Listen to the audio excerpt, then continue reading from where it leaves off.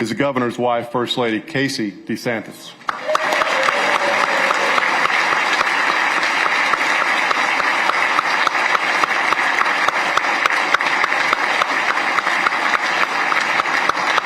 Thank you.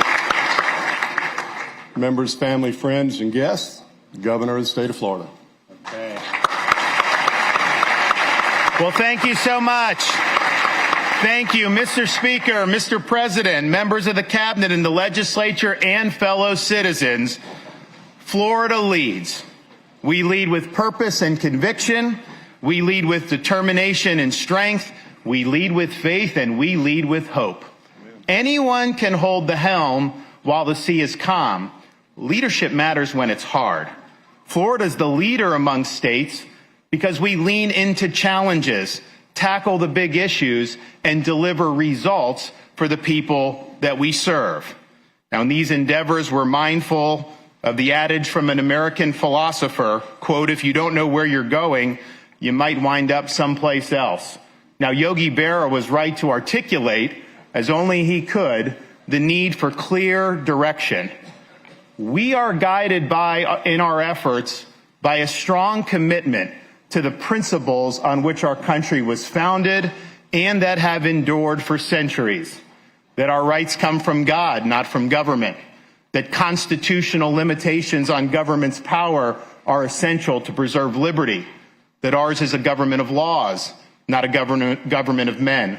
And that government derives its power from the consent of we the people.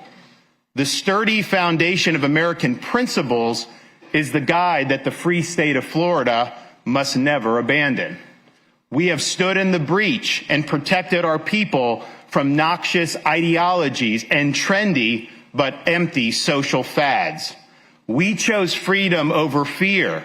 We chose education over indoctrination. We have chosen law and order over rioting and disorder. We are proud of our state's accomplishments while we recognize the work that lies ahead. Our rudder is set.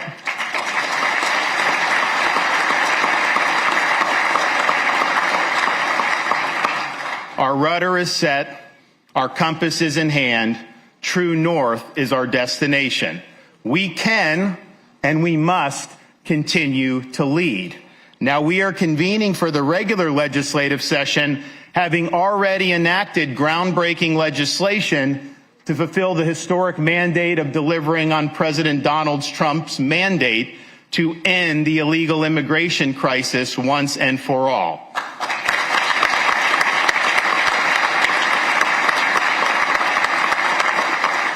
No state has done more, and no state did it sooner than we did in the free state of Florida.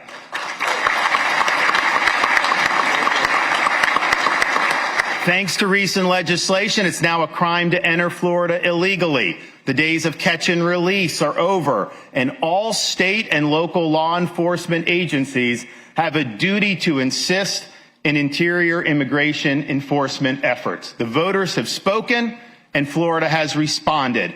We will be part of the solution, not part of the problem.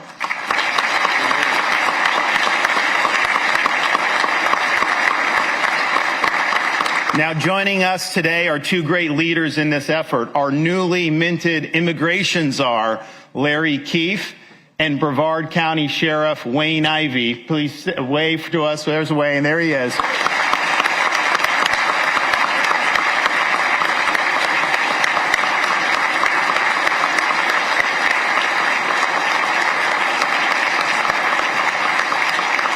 With leaders like Larry and Wayne, Florida will get the job done. We are not a sanctuary state. We are a rule of law state.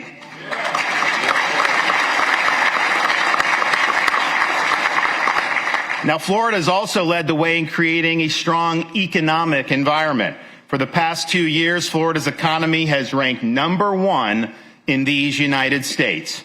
We rank #1 in entrepreneurship, #1 in new business formations, #1 in GDP growth amongst large states, and we have an unemployment rate that has been lower than the national average for more than 50 consecutive months straight.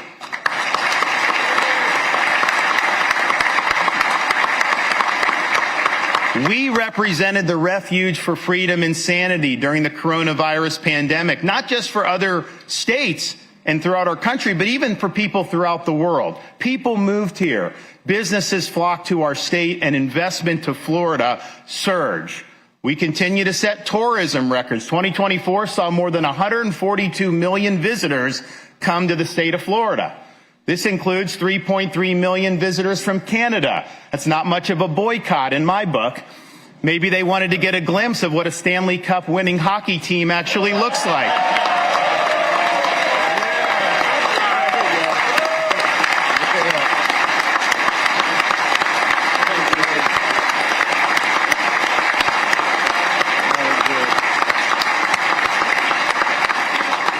Now, the legislature in recent years has enacted historic reforms that have improved economic conditions and has addressed very difficult issues like insurance.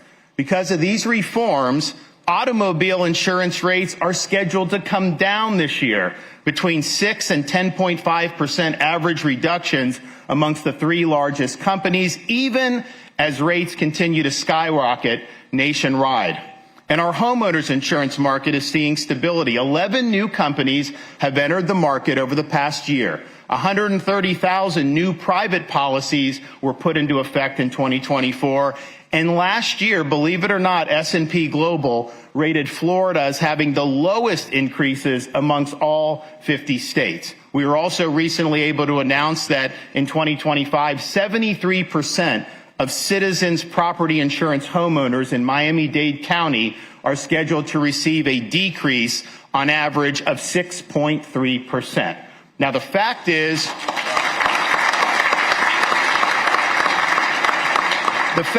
this: the Florida legislature has devoted more time and effort to address insurance reforms over the past few years than at any other time in the history of the state of Florida. Those reductions in auto would not have happened without your reforms, and the stability that we saw in 2024 would not have happened without you taking action. And I hope that the legislature continues these efforts by providing funding for those on the My Safe Florida Home wait list. These are people that have been approved. These are folks that have already been approved. These grants have helped tens of thousands of Floridians harden their home, which has also in many instances led to rate relief. The program is a testament to the legislature's commitment to helping our homeowners. It has made a difference, and it can do so again.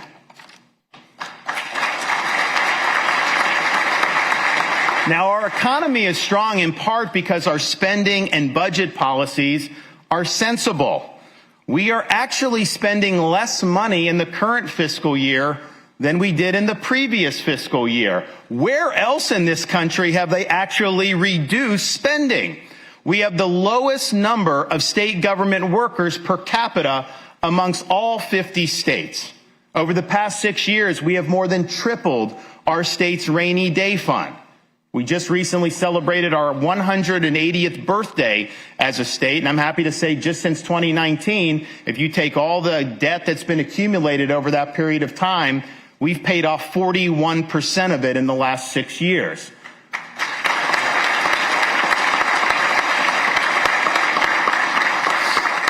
Our state has among the lowest per capita state debts in all of the United States of America. The share of Florida's debt for each Florida citizen is about $660.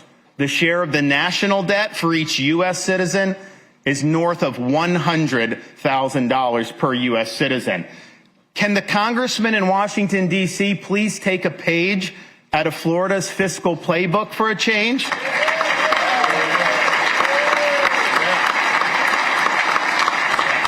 Now, Florida is a free state in part because we are a low-tax state. We have one of the top 5 tax environments in the nation, famously have no income tax, and we've enacted billions of dollars in tax relief over the past 6 years. We must continue to be a friend to the taxpayer. Now, in addition to our traditional tax holidays, I'm proposing we add holidays for marine fuel to help our boaters and anglers enjoy Florida's waters. as well as a Second Amendment summer for the purchases of firearms, ammo, and accoutrements. I know a lot of people in the state will appreciate that. Florida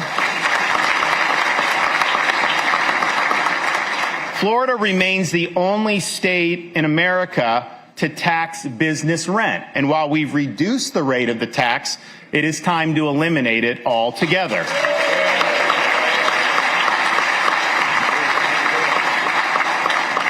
While Florida property values have surged in recent years, this has come at a cost to taxpayers squeezed by increasing local government property taxes. These escalating assessments have created a gusher of revenue for local governments, and in many throughout Florida have seen their budgets increase far beyond the growth in their populations. Taxpayers need relief. You buy a home, you pay off the mortgage, and yet you still have to write a check to the government every year just for the privilege of living on your own private property. Is the property yours, or are you just renting it from the government? And I know members of the legislature are studying the issue in anticipation of formulating a proposal to place on the 2026 ballot so that we can provide constitutional protections for Florida homeowners. Please know you have my support in this endeavor. Oh, and one other thing. Don't anyone tell you we're going to seek to raise state taxes, because this body will not pass tax increases and this governor will not sign any tax increases.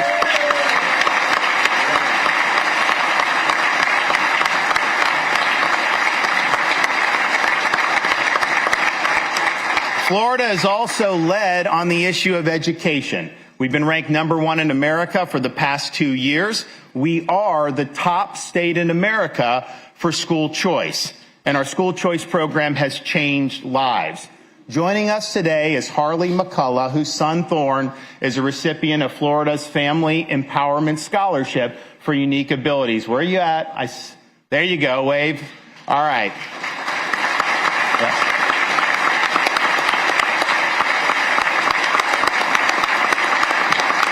Now, her son Thorne attends the Jacksonville School for Autism simply because of the scholarship that has been enacted in the state of Florida. He can now pursue an education that fits his unique needs instead of being forced into a one-size-fits-all approach. And stories like Thorne are legion up and down the state of Florida. Our universal school choice program works.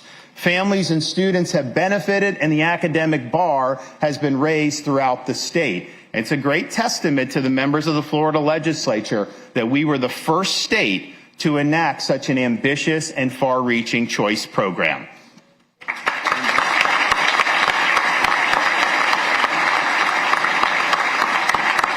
We also recognize the importance of recruiting and retaining great teachers. We have enacted a Teachers' Bill of Rights. We've provided protection against coerced union dues, and we have invested a record $4.6 billion towards raising teacher salaries. I'm pleased to be joined by Hernando County teacher Jamie Suarez. Stand up and wave to the crowd.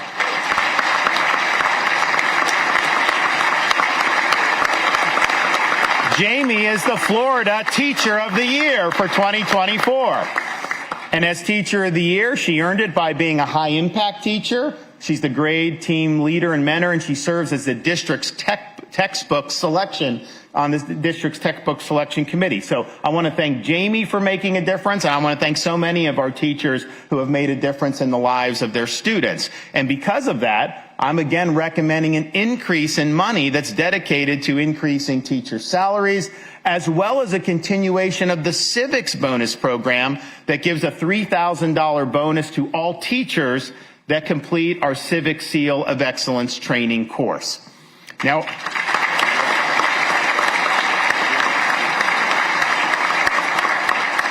our universities have earned strong commendations, and we currently have 4 state universities ranked within the top 50 for public universities throughout the entire United States. Universities must be dedicated to the pursuit of truth, the promotion of academic rigor and integrity, and the preparation of students to be citizens of this republic. We led the way in Florida by being the first state to eliminate DEI from our higher education system. We continue to lead the way by holding the line on tuition. We have not allowed a tuition increase since I've become governor, and Florida has the lowest in-state tuition in the entire United States of America.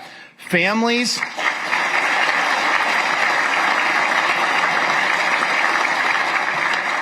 deserve state universities that provide education, not indoctrination, and that education must be attainable for students regardless of their family's financial status. And I'm happy to report that in both of these regards, we are delivering for the people of Florida. Florida has also led on some of the most intractable issues, ranging from substance abuse to child welfare. Hope Florida was designed by our First Lady, DeSantis, to transform the way government agencies provided services to our fellow citizens in need. Rather than perpetuate dependence on a great society-style bureaucracy, Hope Florida seeks to use government to connect individuals and families to more than 5,600 faith-based, community, and private sector partners. Ginger Falk is with us here, and she illustrates Hope Florida's impact. Stand up and wave and say hello.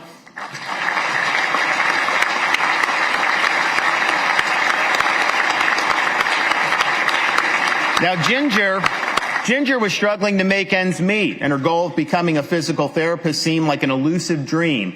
Thanks to the help of a Hope Florida navigator, Ginger was connected to resources that helped her complete a physical therapy program. She's now a physical therapy assistant, and she's on her way to realizing her dreams. By the end of 2024, Florida has helped nearly 30,000 participants reduce or entirely eliminate their reliance on government assistance. This has provided them with a pathway to financial independence, and it has netted the taxpayers over $108 million in annual savings.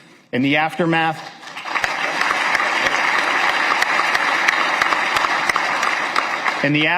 of Hurricanes Debbie, Helene, and Milton, Activate Hope, the emergency relief arm of Hope Florida, helped over 57,000 Floridians with essential supplies and provided more than 33,000 with referrals to overcome disaster-related hardships.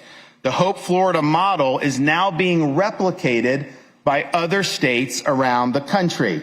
Thank you to my wife, Casey, for her leadership and her ingenuity. Great job.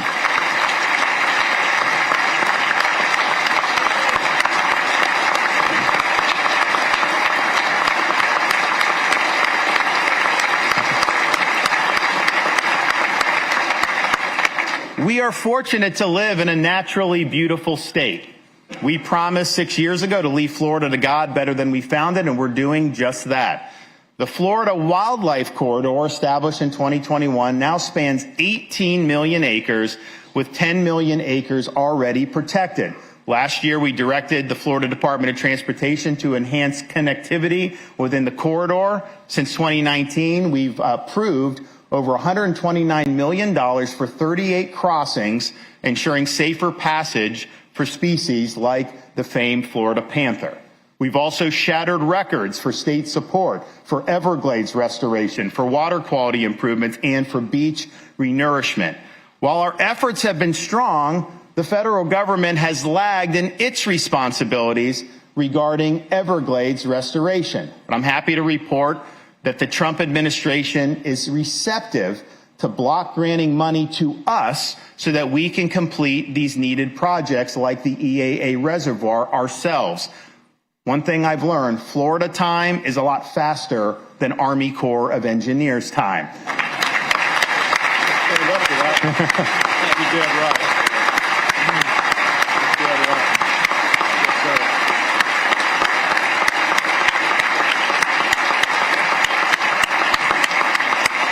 Everglades restoration is the largest environmental restoration project in the entire country and one of the largest in the entire world. We are on the path. We're ahead of schedule from the state perspective, but we need to get this job done once and for all. And so we will be working with the Trump administration to bring that to fruition. Now, our Florida paradise was interrupted by a series of hurricanes over the past year. These storms brought major destruction, but also witnessed a strong emergency response across both the state and local governments. Utility linemen were pre-staged and millions of customers who lost power were restored in record time. Massive amounts of debris were removed, including round-the-clock emergency effort to marshal state assets to remove Hurricane Helene debris in advance of Hurricane Milton. We even had to break open a couple padlocks to be able to get that done. The search and rescue effort was momentous. This includes the rescue of a dog that had been cruelly abandoned on the side of I-75 in advance of Hurricane Milton.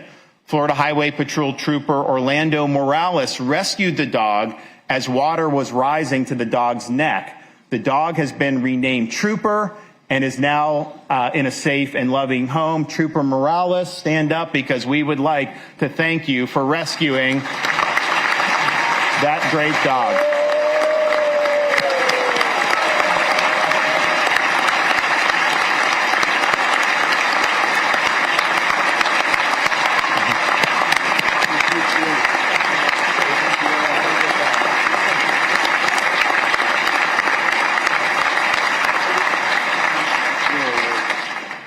Now, at the state level, we have utilized all available levers, from the Florida Disaster Fund to our small business loan program, to help individuals get back on their feet after these flurry of hurricanes. We are joined by Cannon Gregg, the founder of Pelican Oyster Company. Stand up, my man. Where are you at? There you are.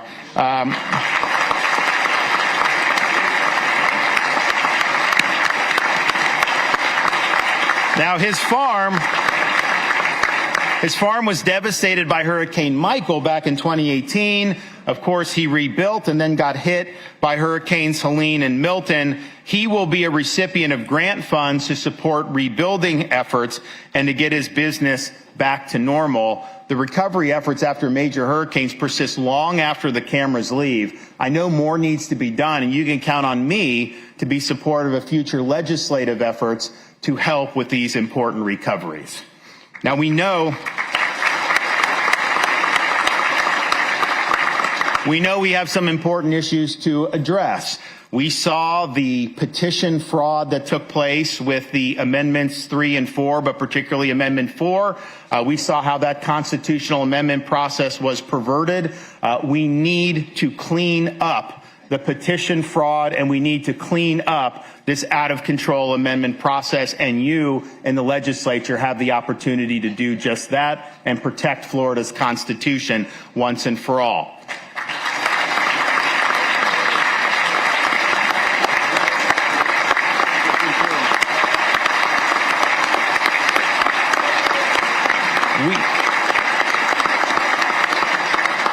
We've also had many discussions about condominium reform, and I know there was efforts to be made after the tragedy at Surfside in 2021. Those were all very well-intentioned efforts, and I think probably have done a lot of good, but in some instances, it's putting people in a very difficult financial pickle. I've been sounding this drum for many months. I have every bit of confidence that the legislature is going to fully address the needs of our Florida condo owners. We do not want to see anybody forced out of their condominium because of legislation. So let's get the job done for them.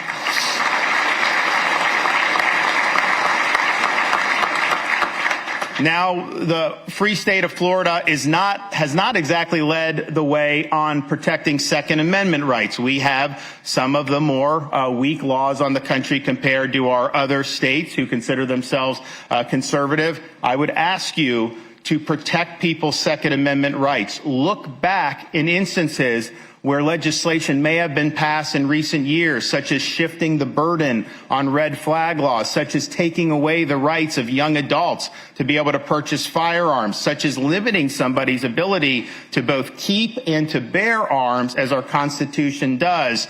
We need to be a strong Second Amendment state. I know many of you agree with it, and so let's get some positive reform done for the people of this state of Florida.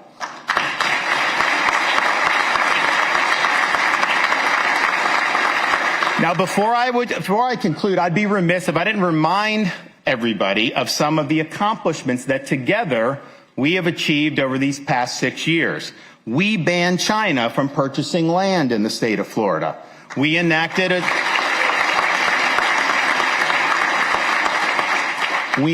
a digital Bill of Rights. We protected Floridians against the imposition of a central bank digital currency. We instituted the death penalty for pedophiles.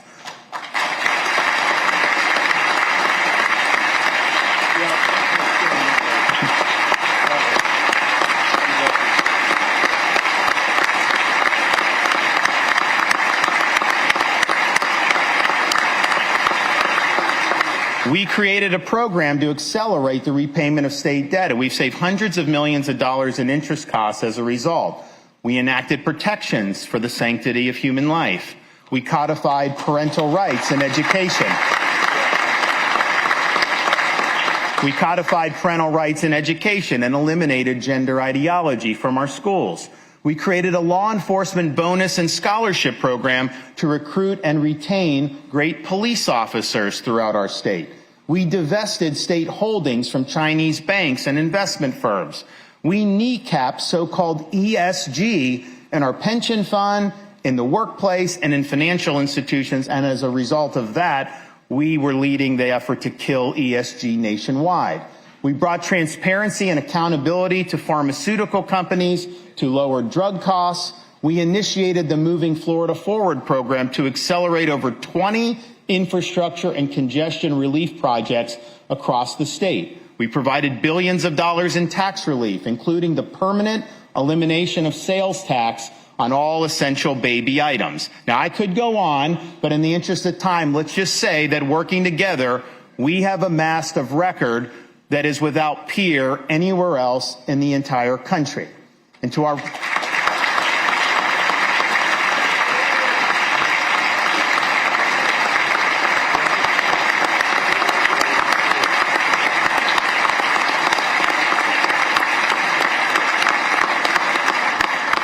presiding officers, Speaker Perez and President Albritton, I look forward to working together to advance our shared goals. Now, Speaker Perez represents the busy, fast-paced, modern Miami, the gateway of the Americas, a unique place, not just in our state, but in our country.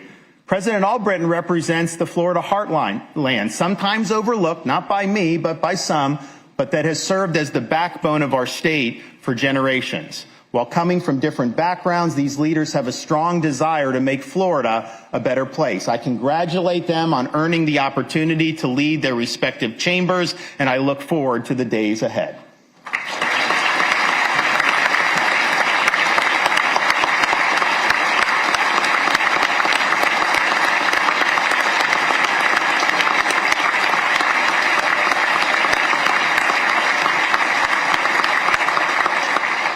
To our Chief Financial Officer, Jimmy Petronis, thank you for your service to our state.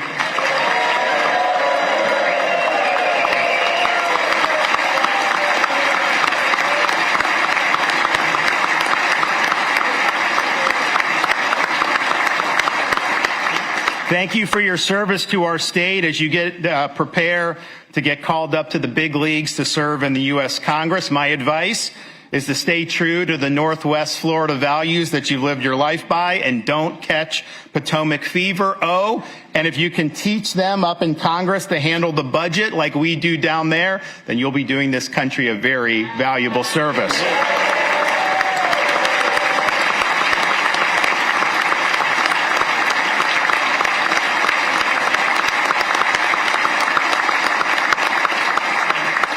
Commissioner Wilton Simpson, you'll soon be the most tenured member of the Florida cabinet. I will say your department has made significant improvements since you've taken over from your predecessor. You have stepped up.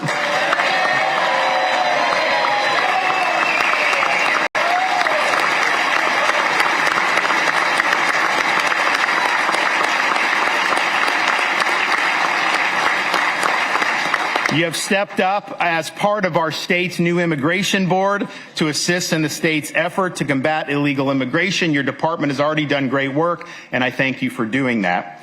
We have a new Attorney General, James Uthmeyer, who is...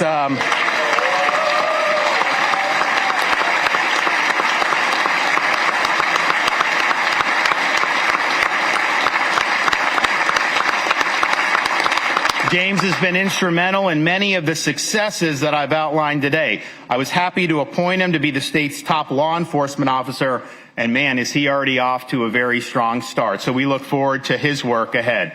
Now, to the members of the legislature, you're entrusted by your constituents to exercise sound judgment on their behalf. You have been more productive than any legislature in America over the past 6 years, and you should be proud of that work, and you should be proud of your willingness to serve.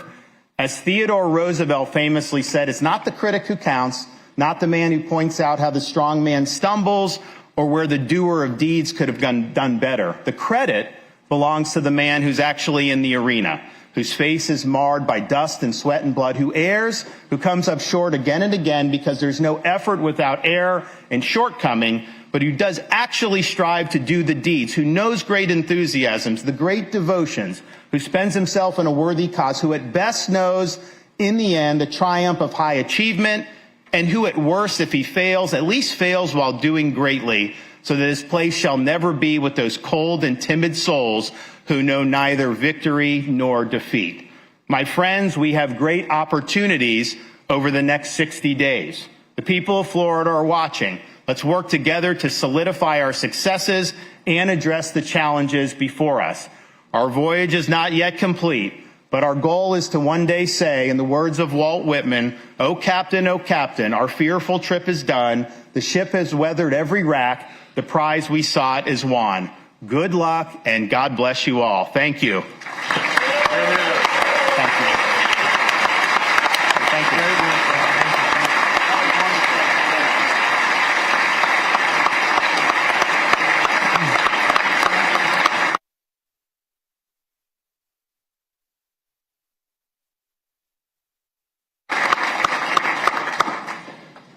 The escort committee will please come forward to the rostrum and escort the governor from the chamber. He left? He gone? He's gone. All right. Okay, well, I guess it's time to turn it back over. All right.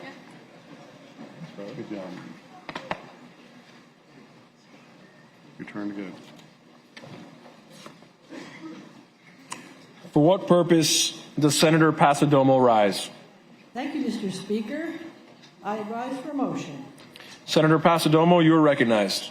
Mr. Speaker, I move the joint session to now dissolve. Senator Pasadomo moves the joint session dissolve. All in favor say yay. Yay. Opposed, no. Show the motion approved. The joint session is dissolved. You gotta break that thing, bro.